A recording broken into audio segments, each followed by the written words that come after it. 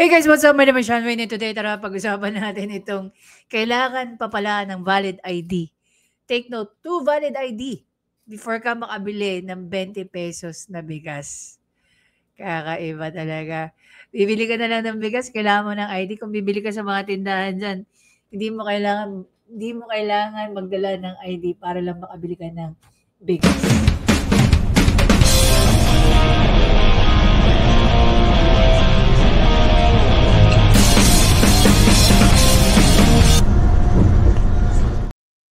Okay, ito nga guys, no? Prior to the rollout ng pagbebenta ng 20 pesos na bigas, meron tayong nakitang isang post galing kay Kuya EB. Sabi ni Kuya EB dito, heads up, requirement for 20 pesos na bigas, promo sa Visayas, no ID, no bigas. So I really thought it was a simple joke. But definitely it's not. Bakit? Kasi dito sa post na nakuha ni Ma'am Joey, sabi dito, Toledo City Public Information Office. Take note of this, ah. Halika, palakihin natin para mas lalo nyo ma-appreciate yung sinasabi.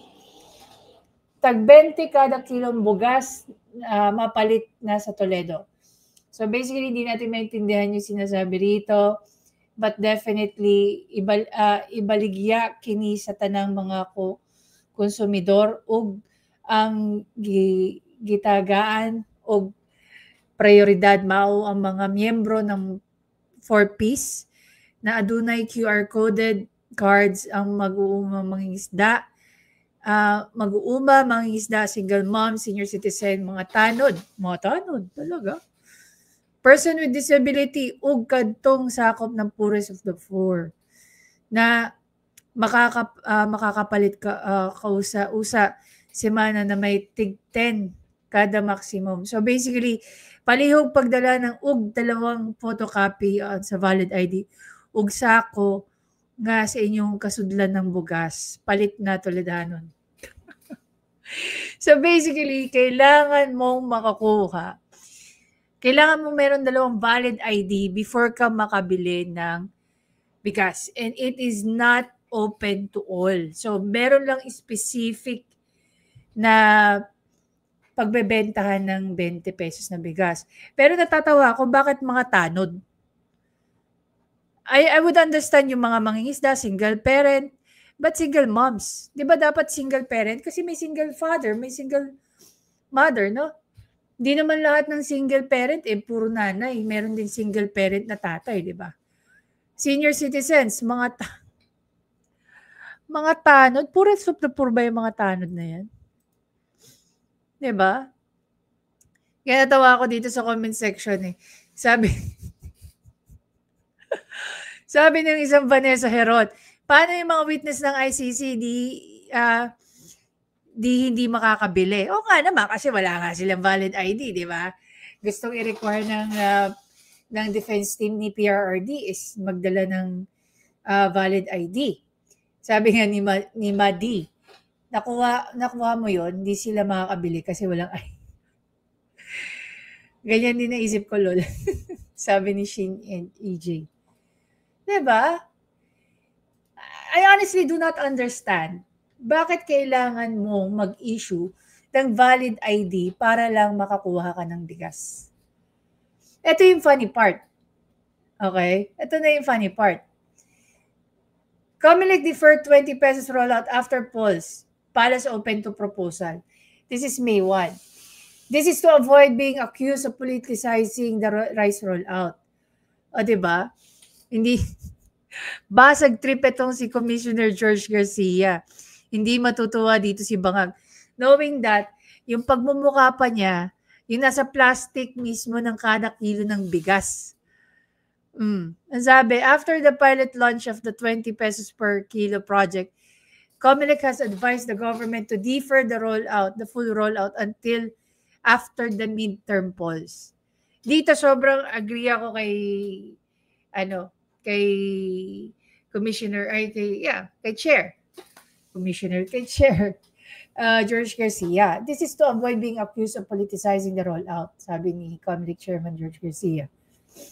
Garcia explained that the Comelec granted an exemption for the Department of Agriculture in support of the government's 20 a kilo rice program. However, local government units that shall implement the rice program are covered by 10-day ban on the distribution of all forms of welfare and social assistance, he said.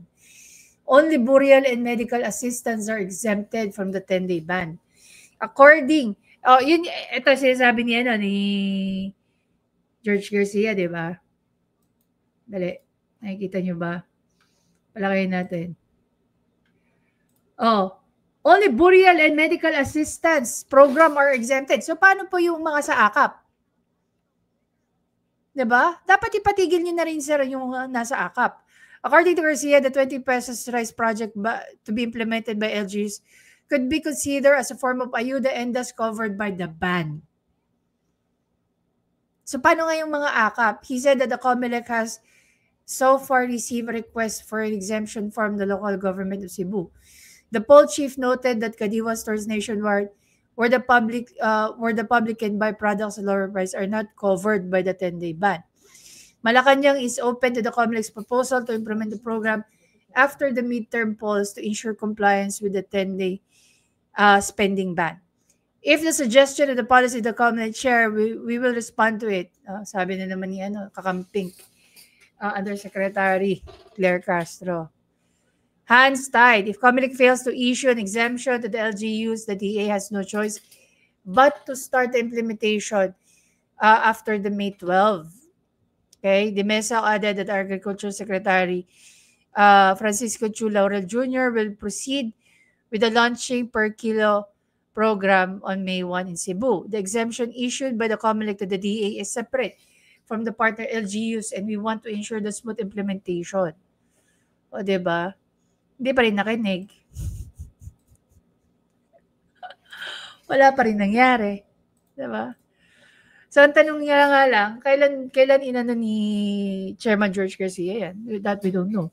Was it prior to May 1 or ngayon lang? Kasi kung ngayon lang, I may agree with the DA Secretary na dapat ituloy na lang kung ano man yung naging plano for today.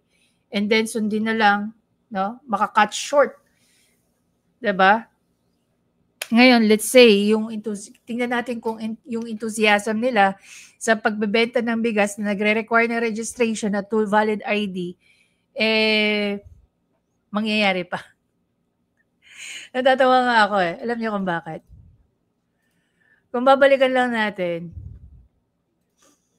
I remember, pinaglalaban ng mga Talyanista na yung bigas daw, okay, yung bigas daw, pangarap lang noon ni Bongbong Marcos. Pero ngayon, sabi nila, promise fulfilled daw. Diba? Ano ba talaga, kuya? Pangarap ba to o pangako? Diba? Ito. Ito tayo dito.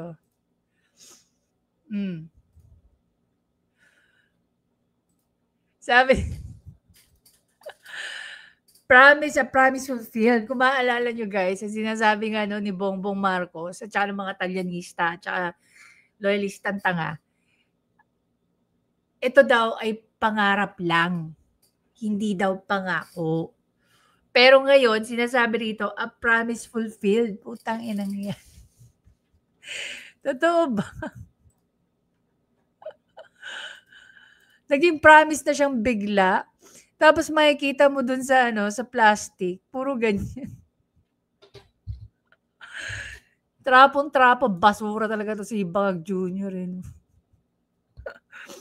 Talaga nagbitbit siya ng isang sakong bigas, diba? A promise fulfilled. Tanong ko sa inyo, paano naging promise fulfilled to? Guys, tatandaan niyo mabuti. Again, in reference dun sa napanood ko kay Kaayo. Ang sinasabi daw ni Kakamping Jose Castro, 33 pesos daw yung halaga ng bigas na binibenta ngayon. Okay? So basically, yung difference, babayaran ng gobyerno, kaya nga naglagay sila ng budget. Ibig sabihin, hindi pa rin nila nagawa yung 20 pesos na bigas. Bulaan lang ito. Kasi dapat, kung magbebenta ka ng 20 pesos na bigas, hindi nag-aabono o hindi binabayaran ng gobyerno ang difference. Tandaan nyo, itong bigas na ito, binabayaran ng Pilipino at yung difference, binabayaran pa rin ng Pilipino. Hindi yan galing sa bulsa ni Bongbong Marcos. Diba? Pera ng bawat Pilipino yung ginagamit nila dyan. Tapos doon nga sa napanood ko kay Kaayu, yung bigas daw na yan, ayon sa NFA administrator, halagang 48 pesos.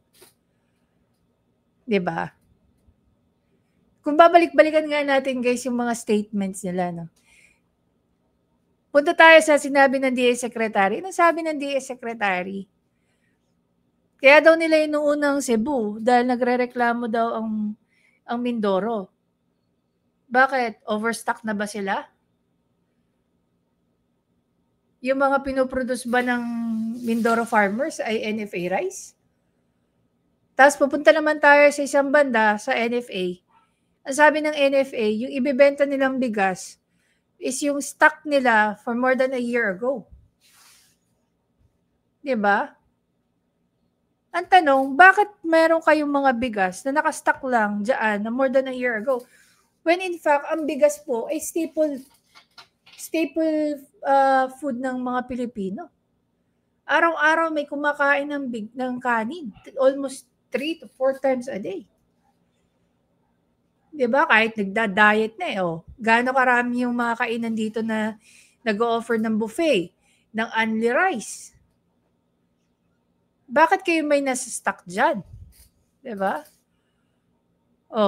Ngayon ang tanong, magkano ba talaga yung halaga ng bigas niyan, yung original price niyan? 33 pesos ba o 48 pesos? Sino mas paniniwalaan natin? Si Kakamping Yusek Castro na sinasabing 33 pesos lang daw yung bigas na yan?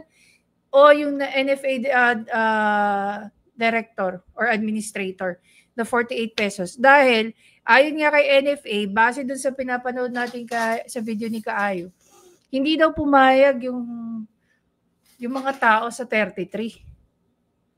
Siguro hindi sila nagandahan sa bigas.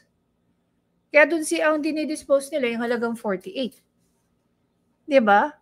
So kailangan natin maintindihan alin ba talaga yung binibenta. At gaano kalaki ba yung talagang iaabono ng bawat Pilipino dyan sa pakulo ni Bongbong Marcos? Na noon pangarap, ngayon naging pangako ang putang ina. Diba? Ang gulo-gulo. Tapos sa pagbibintangan nila, yung mga content creator or vloggers na nagpapakalat ng fake news. Dun sa mga binabalita nila, hindi na natin alam kung alin ang fake news sa hindi. Lalo-lalo na kung nanggagaling pa kay Undersecretary Castro. Lagi siyang nako-correct ng mga secretary ng di ba? Kaya siguro madalas sasabihin niyan, sinabi na ni ganito, hindi siya makasagot ng straightforward dun sa mga tanong ng mga taga-media. Dahil maliban sa hindi niya alam, ang kaya lang niya sagutin yung mga banat laban sa mga Duterte. Kung hindi Duterte, wala siyang alam dyan. Pagdating sa administrasyon ni Bangag Jr., yung galawan dyan, marami siyang hindi alam. Mas marami siyang alam pagka ang pinag-uusapan ng mga Duterte. Alis kabisado pa nga niya yung mga statement ni VP Sara, pag nagbibigay siya ng komentaryo doon, Imagine mo, PCO Undersecretary ka. Almost ikaw na yung spokesperson ng Malacanang. Pero puro basura ang pinagsasabi mo, lalo na pagdating sa mga Duterte. Hindi ko nga makakalimutan may nagsabi daw na si VP Sara daw, pag nagpapapicture, hindi ko makakalimutan yung tao nagsabi nun. Sa live ni Yusek Castro, di daw siya nagsabi nun, may sinabi lang nung mga kailangan daw, ang dami nilang paninira nun.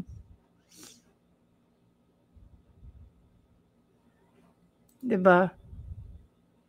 Pero kasi ako, nire-respeto ko nun yung mga opinion ni Yusek Castro pagdating sa ibang topic, no? kahit hindi align sa akin, nirerespeto ko siya.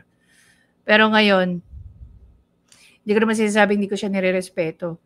Pero ngayon, magko-komentaryo na tayo tungkol sa mga pinagsasabi niya kasi ibang usapan na yan, di ba?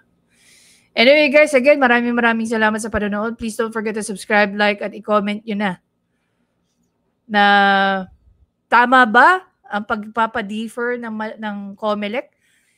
Diba? Pangalawa, dapat ba para lang bumili ka ng bigas, kailangan mo ng 2 valid ID at magparehistro? At tanong dyan, bakit? Kailangan mo rin ba magdala ng 2 valid ID at saka tawag dito, magparehistro tuwing bibili ka sa tindahan ng bigas? Diba dapat ganun lang? Diba? So basically, this is another form of ayuda. Sabi nga, mismo galing na rin kay COMELEC. What they're doing right now is another form of ayuda. It's not something that will happen regularly, no? So hindi yan pangakong na-fulfill. Isang avenue yan ng ayuda.